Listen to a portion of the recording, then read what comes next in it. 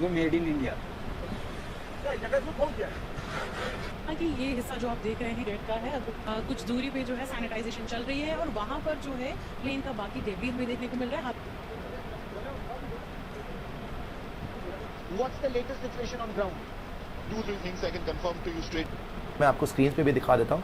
उसमें ऑपरेशन सिंदूर इंडिया ने लॉन्च किया है, जय हिंद पहले तो, और इसमें बोला है 1:44 AM ये प्रेस रिलीज आई है मिनिस्ट्री ऑफ डिफेंस के द्वारा, और उन्होंने बोला है कि हमने पाकिस्तान के मिलिट्री एस्टैब्लिशमेंट को हिट नहीं किया, लेकिन हमने टेररिस्ट टारगेट्स को हिट किया है, और 9 साइट्स के ऊपर इन्होंने हमला किया है और वहाँ पे हिट किया है। बेसिकली मैं पढ़ देता हूँ पूरा।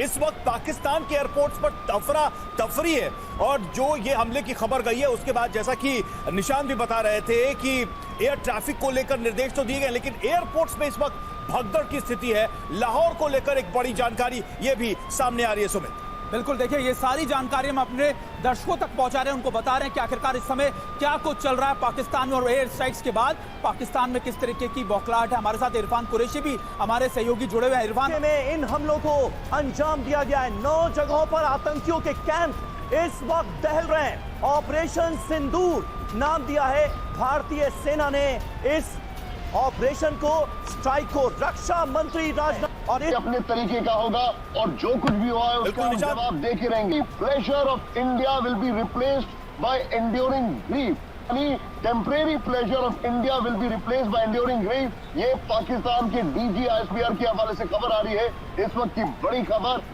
Please be on stand by. Sumit आपको और इन्फॉर्मेशन देना चाहेंगे, लेकिन पाकिस्तान की तरफ से निशांत एक और जानकारी है, मैं दर्शकों को बता दूं, आर्मी के ही ट्विटर हैंडल से ये जानकारी दी गई, फायरिंग की जा रही है। तो आर्मी ने कंफर्म किया है कि पुंछ में अभी तुरंत थोड़ी देर पहले जबरदस्त फायरिंग पाकिस्तान की तरफ से की गई है। ये बड़ी जानकारी सामने आ रही है कि वहां पर भीमबर गली में, पुंछ में लगातार पाकिस्तान की तरफ से फायरिंग की जा रही है। तो देखिए बौखलाहट सुमित नजर आ रही है, और ये इस वक्त बड़ी जानकारी ये सामने आ रही है कि पुंछ में भी ओपन किया फायर पाकिस्तान।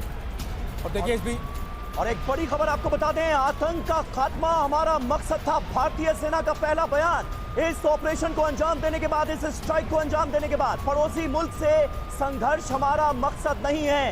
ये साफ तौर पर सेना की तरफ से कहा गया है, लिखा गया है। न्याय हुआ, जस्टिस हुआ, जय हिंद, जय भारत। ये सेना का पहला आधिकारिक बयान। आतंक का खात्मा इस स्ट्राइक के पीछे हमारा मकसद था। पड़ोसी मुल्क से संघर्ष हमारा मकसद नहीं है। ये भारतीय सेना ने क्लियर किया है, साफ किया है। पाक सैन्य सुविधाएं हमने टारगेट नहीं की।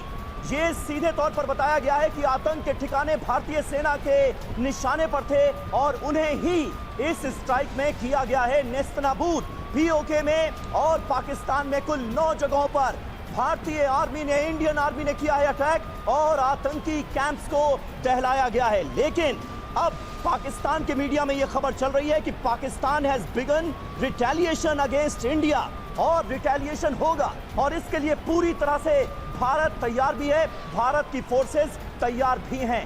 सुमित, ये तो पता ही था कि अगर इस तरह की स्ट्राइक होगी तो फिर उधर से रिटेलिएशन भी आएगा।